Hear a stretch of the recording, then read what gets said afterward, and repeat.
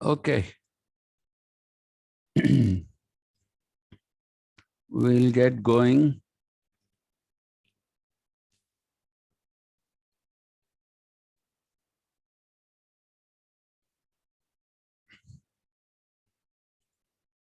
We were essentially talking about Plato and the realm of the forms.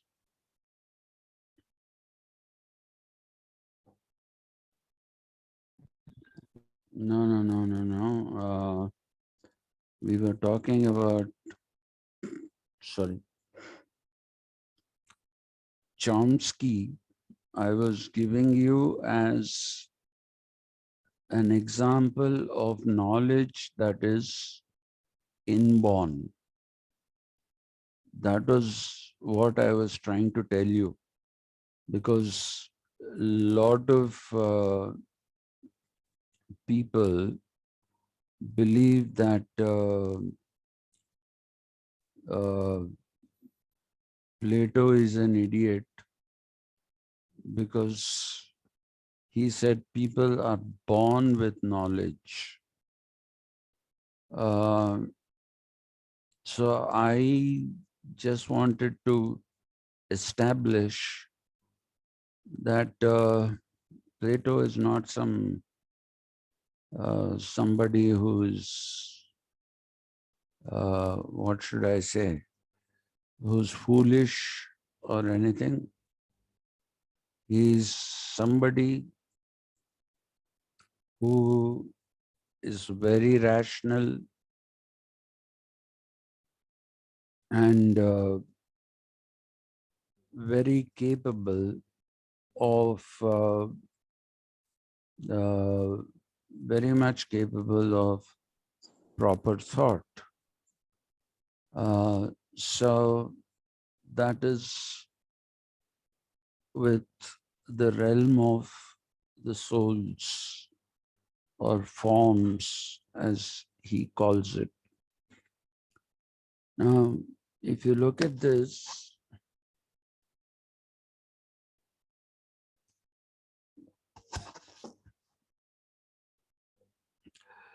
if you look at this argument in Plato, you can immediately see the influence of Pythagoras. Uh, when I was talking to you about how Pythagoras was somebody who basically uh, arguing that there are souls and that these souls are those which are, what should I say? These are souls which are born and they leave the body when somebody dies, and then you have this whole concept of the soul being alive. So if you remember, I was talking to you about the Pythagoras argument uh, of blood brothers. I had told you that Pythagoras believed that in his, through his script, not scripts, crypts or secret communities, uh, with all those, what, with all those ideas, Pythagoras was talking about life after death and then being reborn again. So he, of course, didn't call them anything realm of forms or realm of souls. He didn't talk about any of those things, but he is somebody who basically gave Greece, ancient Greece, the strongest theory of the soul or the existence of the soul. Now, this particular argument is something that you'll find in Plato. Plato also believed in souls.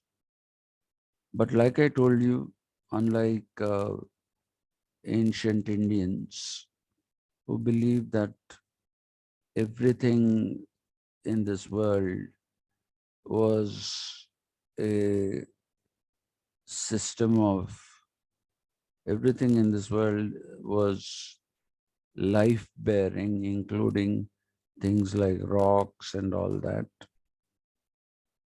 The Greeks believed, and Pythagoras believed, that it was only the human beings who had souls.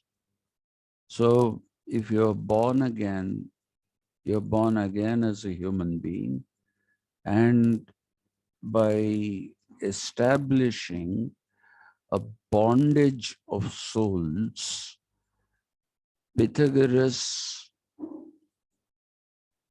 basically argues through the bondage of souls that the people are born again and again as blood brothers. Now, this particular argument is not taken as it is. It's not something that people take it as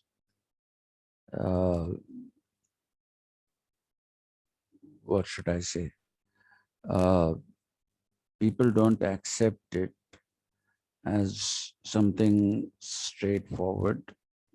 It isn't that. You find that in Plato, a little bit of an obscurity. The obscurity is in terms of after death, the soul goes to the realm of forms. Form is the soul. So there is a separate realm. All souls are not wandering around the whole universe. They are not. They go to the realm of forms. And like Pythagoras, who said that, there is a bonding of souls, there is a different kind of bonding of souls in Plato. Plato basically talks about the bonding of souls in terms of exchange of knowledge.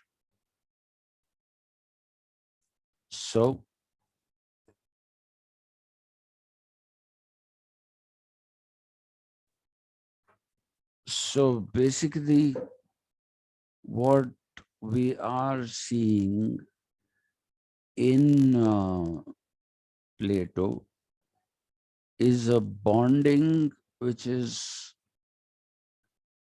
different from the kind of bonding that you will find in the kind of bonding that you will find in Pythagoras.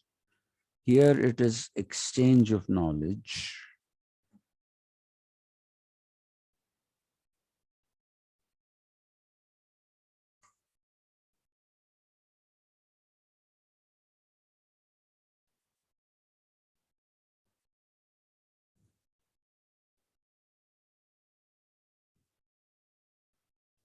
So the bonding is in terms of exchange of knowledge. So what he believes is the mind is the repository of the soul. Repository as in, where does the soul sit once we are born? It's in the mind. Now please don't use the word brain, because the Greeks did not know the word brain. They did not have a proper idea of the brain. In fact, their knowledge of what should I say? Uh, their knowledge of uh, human anatomy is not fully evolved yet. So, what do you see, for example, you must have heard of the word hysteria.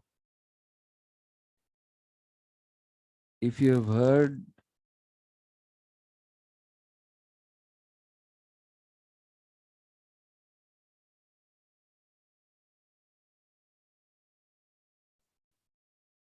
if you have heard of the word hysteria, then you are actually looking at how poor the Greeks were in understanding anatomy. Okay, when I was very young,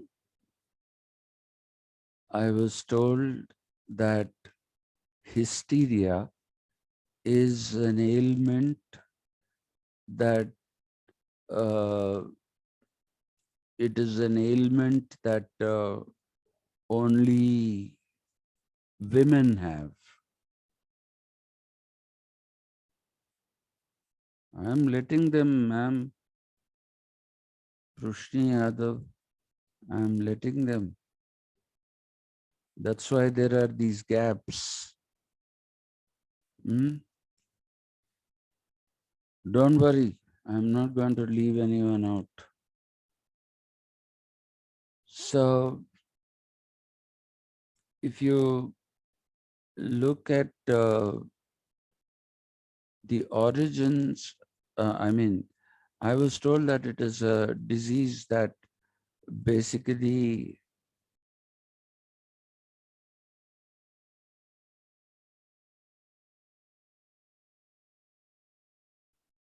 I was told that it is basically a disease that only women get. And I was thinking, why is it that women get this disease?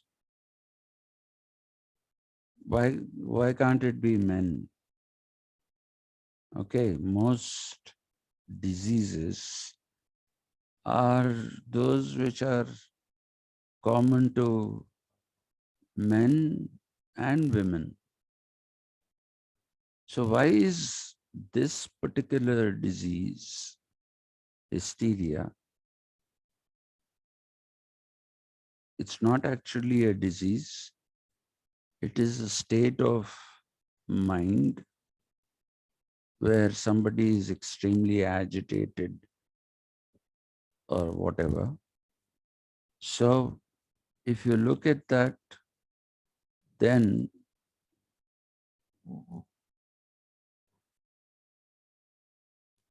if you look at that, when I did some research, I found the answer for why something is,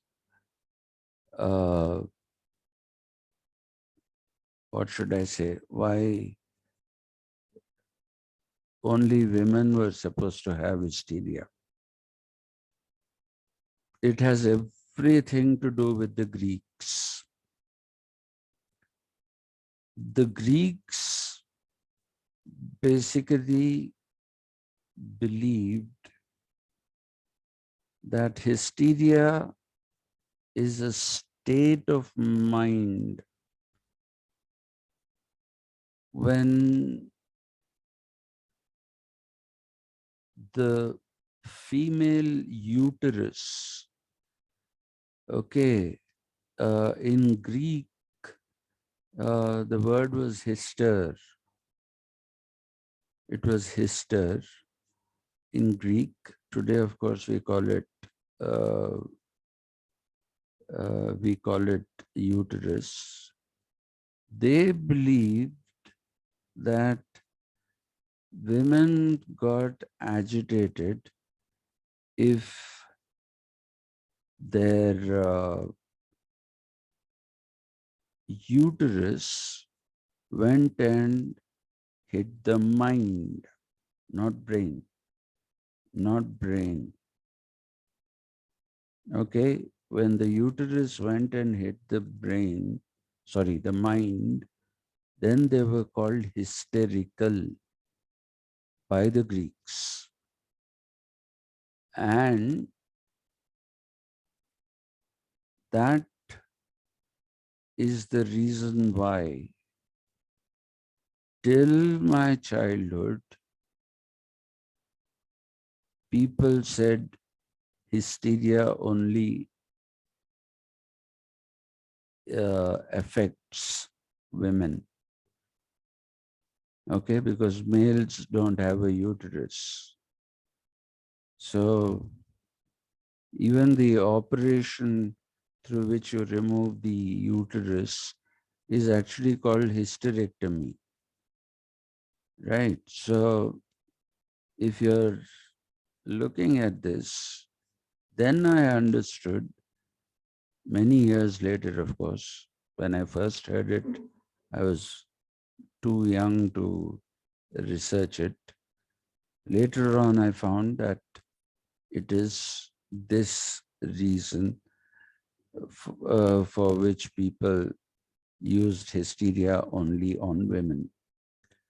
Now, if you look at, if you basically look at what should I say, uh, if you look at the concept of the mind, it is not anything that is, what should we say? It is not anything that is clearly defined. The mind is supposed to be something that is capable of intellection.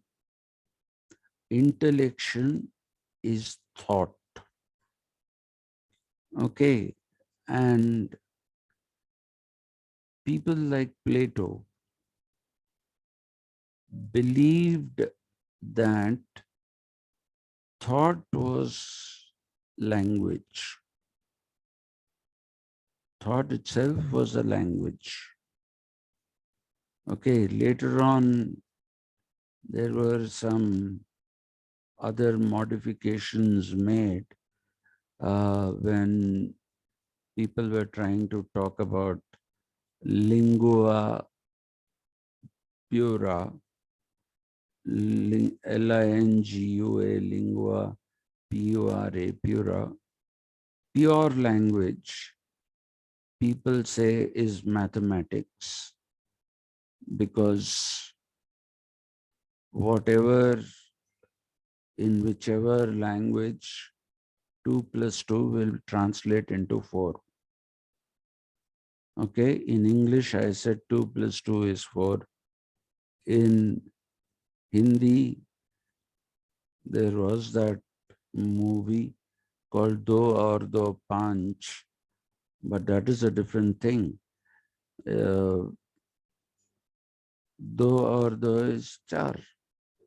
So it's lingua pura is what people will say. Plato seems to have subscribed to this also, because I told you that he was an extremely accomplished mathematician, and his mathematical abilities are those that reflect in his philosophy as well. Just a second, please.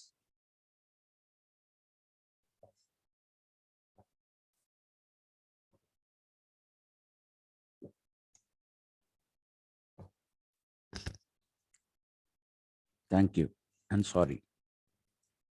So, if you look at Plato, Plato or Pythagoras, all of them had a concept of a mind, not of a brain. What Bill Gates says is that the brain is the hardware and the mind is the software, which is complete rubbish. The mind is indefinable. It's not easy to define what the brain mind is. Even neurologists understand the brain. They understand the connections between synapses, neurons. They understand all those, but they do not understand how that culminates in thought. And every brain has the same set of sub-organs, and yet why are there so many different forms of thought? That is because of the mind, and the mind continues to elude definition.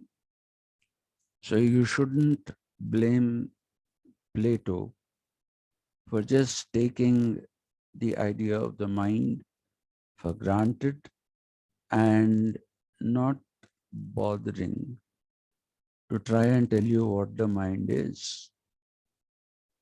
For him, mind was thought, as simple as that. So, when he said people are born with knowledge, which is called innate knowledge or inborn knowledge, but I suggest that you don't use inborn, please use innate.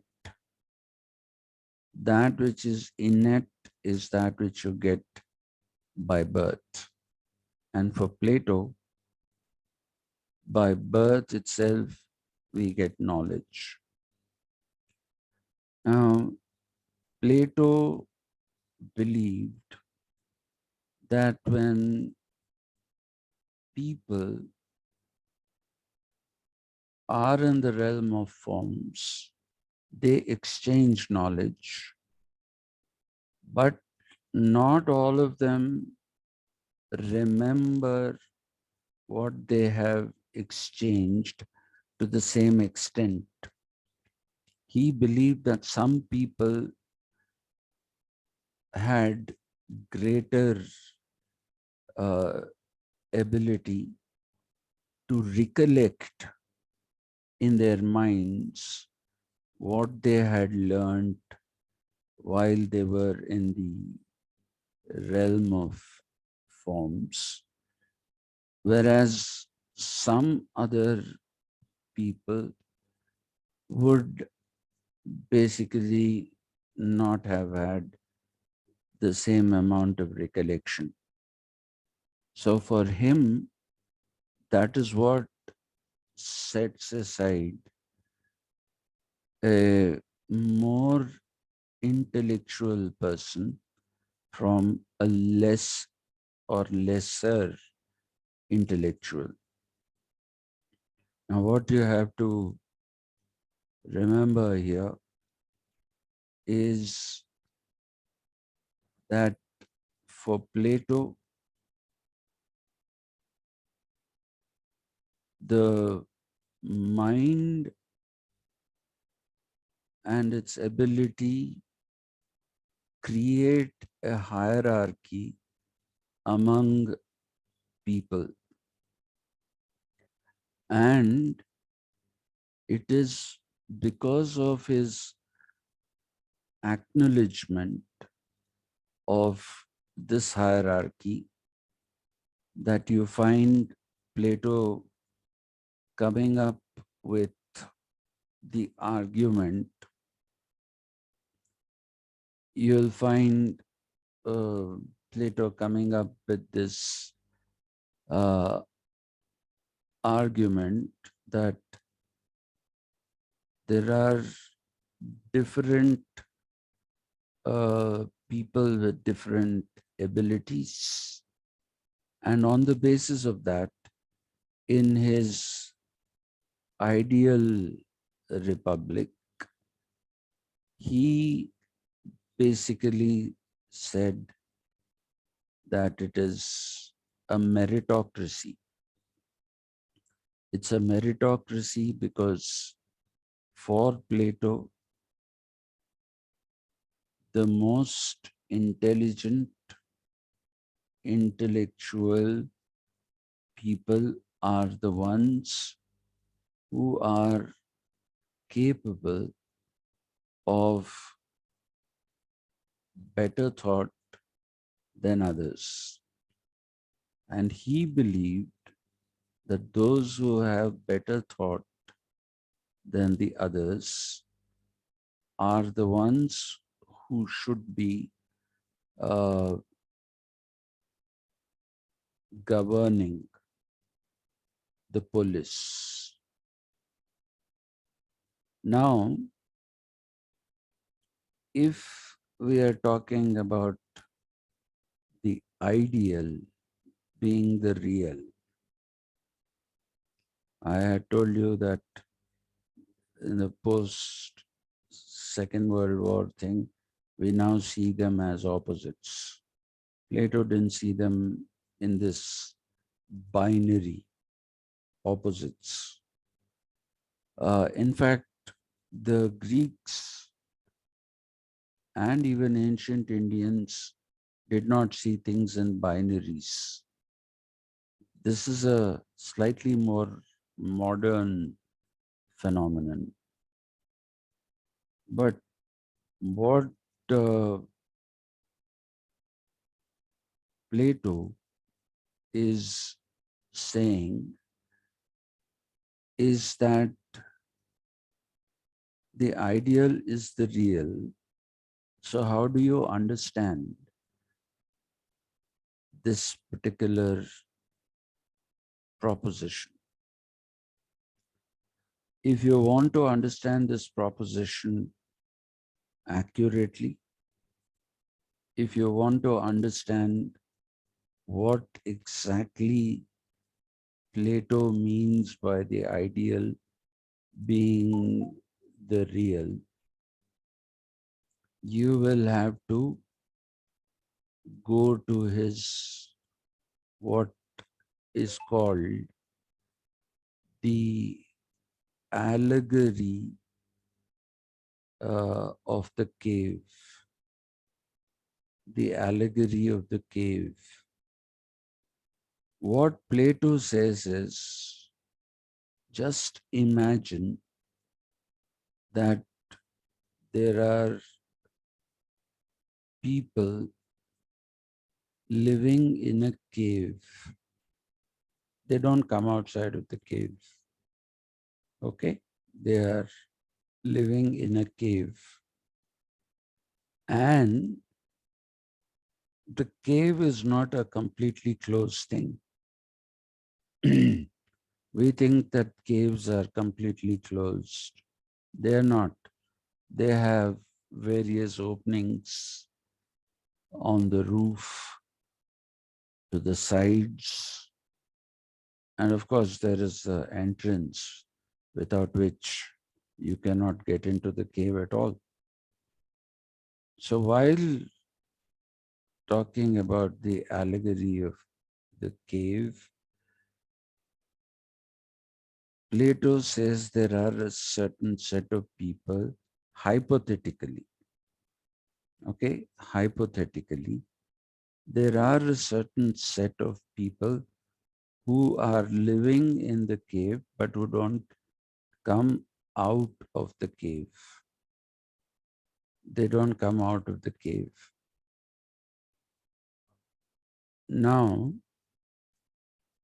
when the sun comes up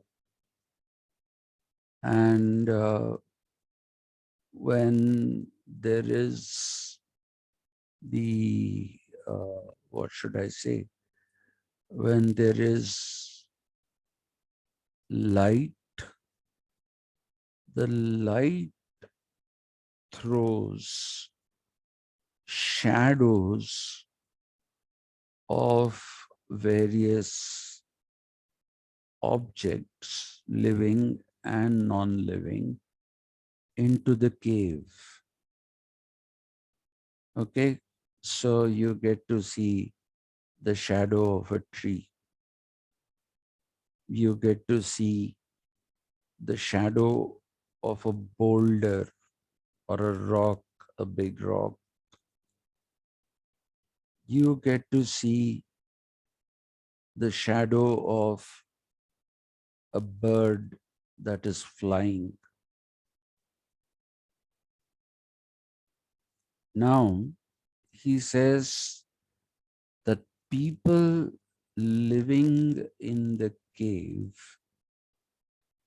are under the impression that what they are seeing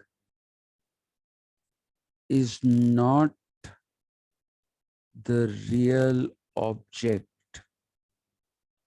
but only the shadow of the object. That is what he says.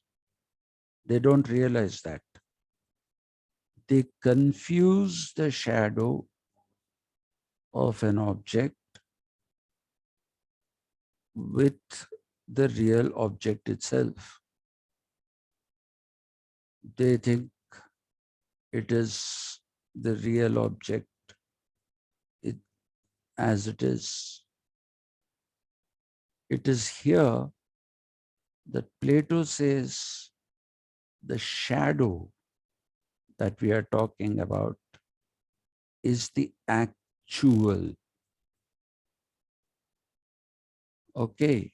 And the tree is the real.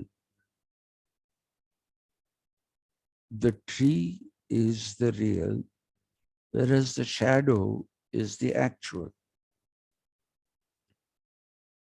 Okay. So there is an illusory component to the shadow, which is not there. There's nothing illusionary about, about say we're talking about a tree, right? And so Plato says one should distinguish between the actual and the real. You have to distinguish between the actual and the real. And by distinguishing between the actual and the real, you will be in a position to understand what exactly the real is. Otherwise, you are in a state of confusion. You're in a complete state of confusion. After this, Plato comes up with the idea of understanding the, what should we say, understanding the idea of perfection. So where does perfection reside? Does it reside in the object that you see? I'm no longer talking about the allegory of the cave. Now let us say there is somebody who's actually seeing a tree, somebody seeing a rock. Are they seeing the perfect tree? Are they seeing a perfect rock? Plato asks this particular question,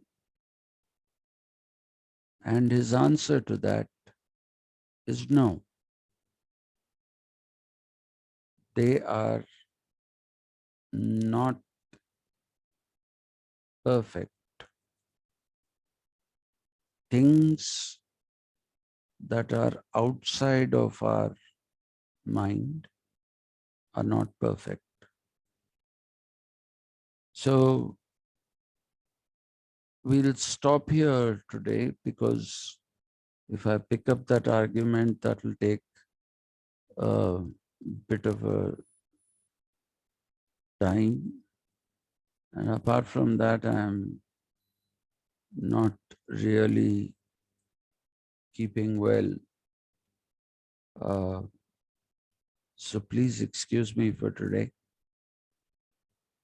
Tomorrow, there will be no class, because I don't know, from Monday onwards, if people say you have to take physical classes, then I won't be able to go to my neurosurgeon. And my neurosurgeon is available only in the morning. So tomorrow I have to go to my neurosurgeon, and therefore I will let you off. We won't have a class tomorrow. We'll basically uh, have a